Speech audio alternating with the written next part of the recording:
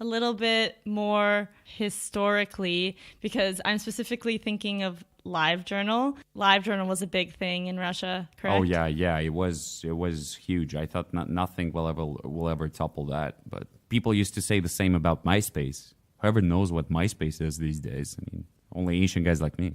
Smith, in the States, people didn't use LiveJournal, right?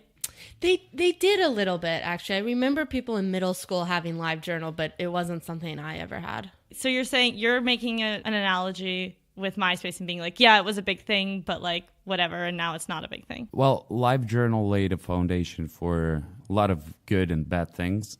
I think it became really big. It started getting really big in 2003, I guess. Yeah, when they removed the invitation system.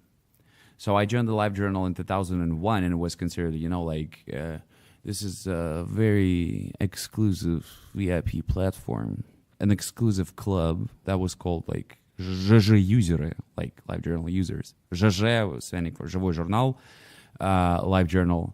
And, it was a very closed yet very cool and interesting community. LiveJournal is not what it used to be.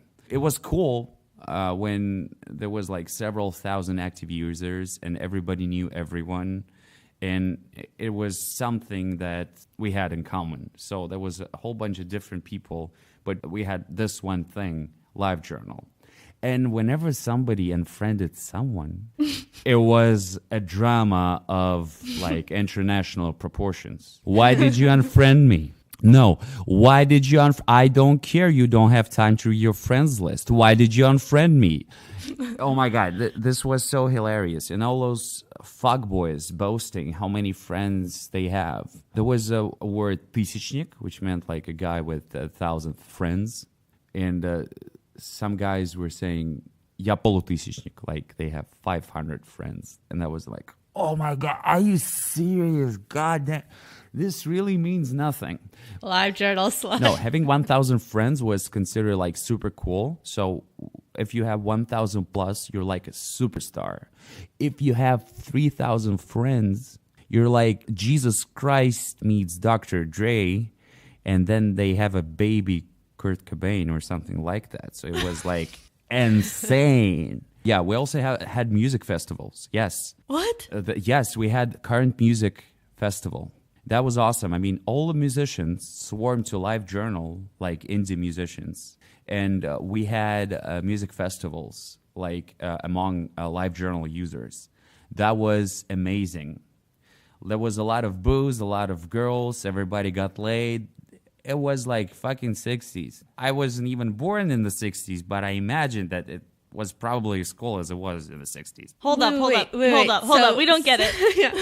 Wait, so the LiveJournal, like did LiveJournal, the company, organize it or users organize it? No. The community. The community created this whole stuff. And then you met in real life? Yep, we all met in real life. That's the point. And fucked each other. We all met in real life. We literally knew and sometimes fucked each other. Yeah, that's correct.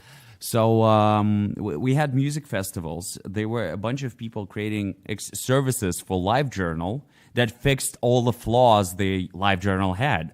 So when LiveJournal had no picture hosting, Russians created a picture hosting for LiveJournal. Whenever LiveJournal had no stats, Russians created stats service for LiveJournal. The services that were tied to LiveJournal, created by Russians, essentially led to making one of the biggest pirated music libraries in the Northern Hemisphere. And that was good. But then, first they removed the invitations. This is where everything went to shit because a lot of newcomers swarmed the LiveJournal. It didn't know the rules. Well, the community fell apart.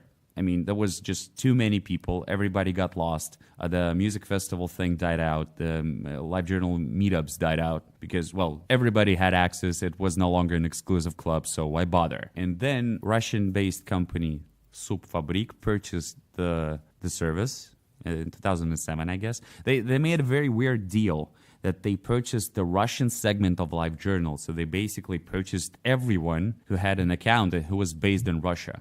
Everybody knew it was just a formality, and after a couple of years, they purchased the rest of the thing. The founder of the service, Mr. Fitzpatrick, whom I adore and worship, he made a lot of money and quit, and he was like, okay, fuck this LiveJournal thing. I'll go do some other stuff.